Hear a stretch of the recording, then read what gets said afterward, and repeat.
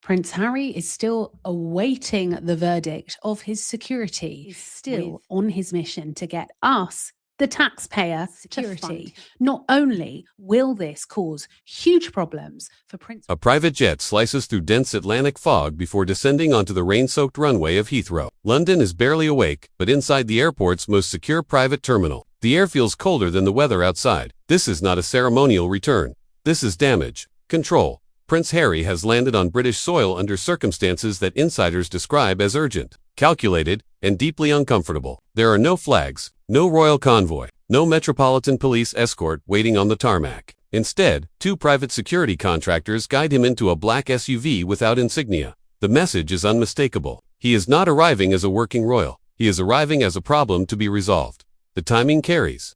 Echoes of February 2024, when Harry rushed back to the UK after news of King Charles III's diagnosis. That visit lasted just 45 minutes behind closed doors at Clarence's house, a meeting many hoped would soften tensions within the family. It didn't. 2 years later, sympathy has thinned. Patience has evaporated. Sources close to palace operations suggest this trip was not voluntary. Harry did not wake up and decide to fly. He was summoned, and the summons reportedly carried weight. The modernization agenda, quietly circulating inside royal circles, has reached what one insider calls the execution phase. At the center of it all is Prince William. Behind the scenes, William has been reshaping the monarchy into something leaner, more controlled, and less tolerant of reputational risk. The removal of Prince Andrew from Royal Lodge earlier this year sent a clear signal. Bloodline no longer guarantees protection. Status is conditional. Relevance is earned. Now, attention has turned to the Sussex ease. According to high-level briefings, discussions are underway regarding the future of the Duke and Duchess titles, the formal severing of remaining institutional ties, and the tightening of brand usage connected to royal identity. The palace is no longer debating emotion, it is examining structure. What triggered this acceleration? Insiders point to a brief phone call between Charles and his younger son just 48 hours before the flight. It reportedly lasted less than 2 minutes. No small talk, no inquiries about grandchildren, just a direct message. A council consensus had been reached. Harry had 72 hours to appear in person before formal action would proceed without him.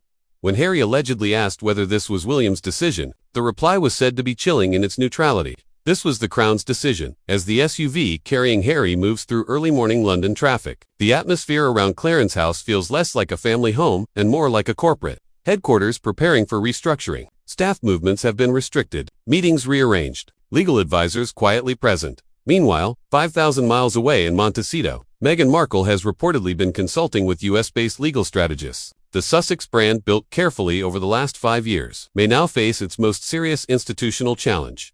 The stakes extend beyond titles. They touch intellectual property, diplomatic classifications, and long-term financial implications. For the palace, the argument being shaped internally is simple. You cannot monetize royal identity while publicly distancing yourself from the institution that grants it.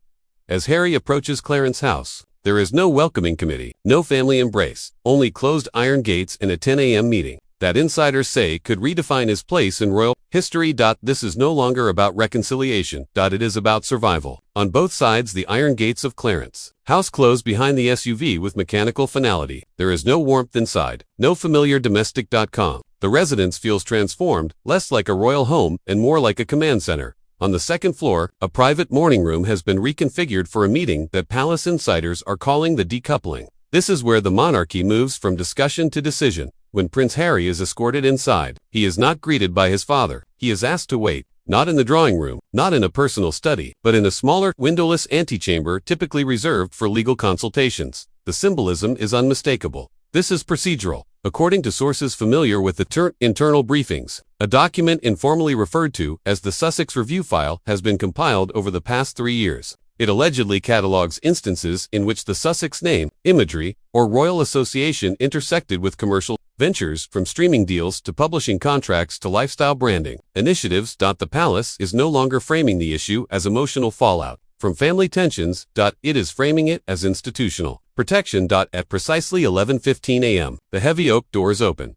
Inside the room stands Prince William, not his brother, but his future sovereign. On the table between them rests a single blue folder embossed with the Duchy of Cornwall seal. There are no pleasantries. Insiders describe the exchange as controlled, almost corporate. William reportedly gestures toward the folder and outlines the position with stark clarity. The monarchy must protect its intellectual property, its constitutional framework, and its long-term public credibility.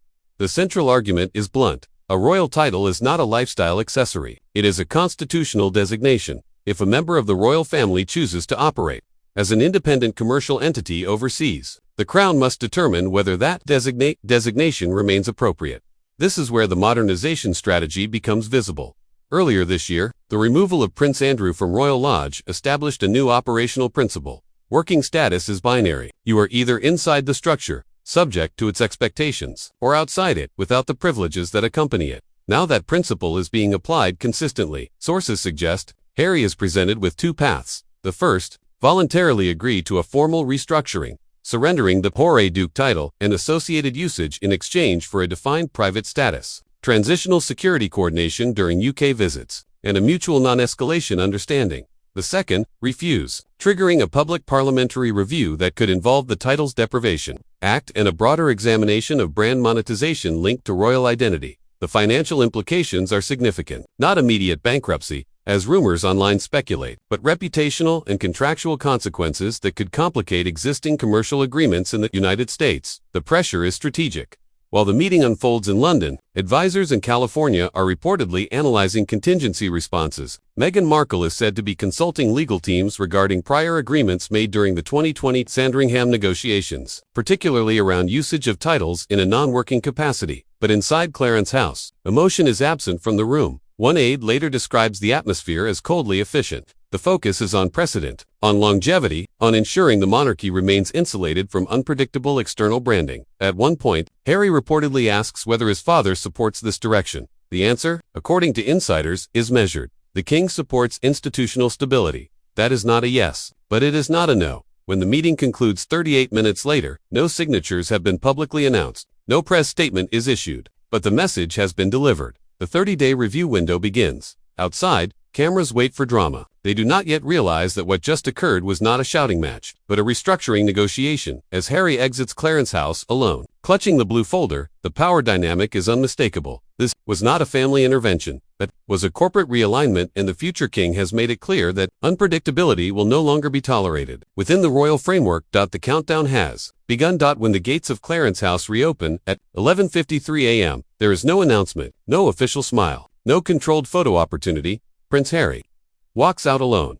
Observers stationed across the street later describe his expression as restrained, not anger, not relief, but calculation. In his hand is the blue folder, the same one placed on the table by Prince William just 38 minutes earlier. Inside that folder lies more than a proposal. It contains timeline, legal pathways, conditional outcomes. The palace, according to sources, has structured this like a strategic chessboard. The first 72 hours of Harry's presence in the UK come with temporary security coordination, not as a working royal, but as a high-profile visitor. Once that window expires, the arrangement dissolves automatically. Any future protection would require formal reclassification.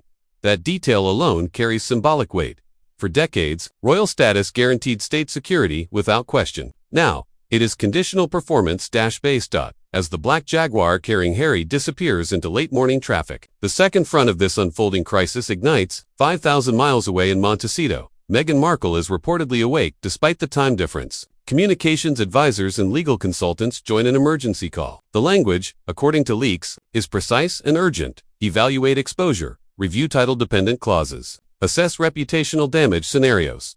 Because beneath the symbolism of dukedoms and protocol lies a far more modern battlefield: contracts, streaming agreements, publishing arrangements, brand partnerships. Many are structured around identity continuity. A formal removal or voluntary surrender of titles could trigger renegotiation clauses. It could dilute exclusivity. And in branding, dilution is expensive. Back in England, Harry retreats to a secure countryside location, reportedly near Highgrove. There, the emotional gravity of the meeting begins to settle in. For him, titles are not merely commercial assets. They are lineage, connection, the last visible thread to his mother's legacy and the institution he once represented. Globally, but the modernization strategy unfolding under William's guidance leaves little room for sentiment. Earlier this year, the decisive handling of Prince Andrew established a template. Public tolerance for prolonged scandal has shrunk. Polling commissioned by policy advisors indicates a shift in national mood: less outrage, more fatigue. The public, insiders say, increasingly values stability over spectacle. And William understands this. He is not reacting emotionally. He is calculating generational sustainability. A monarchy streamlined for the next 50 years. cannot afford internal unpredictability that bleeds into external monetization. Meanwhile, whispers circulate in political corridors about possible parliamentary involvement if the situation escalates. The Titles Deprivation Act remains a dormant tool, rarely used, but legally available. Its mere mention exerts pressure. The blue folder offers a quieter solution: voluntary restructuring. But it also contains a clause that has reportedly stunned the Sussex camp: a review of succession designations.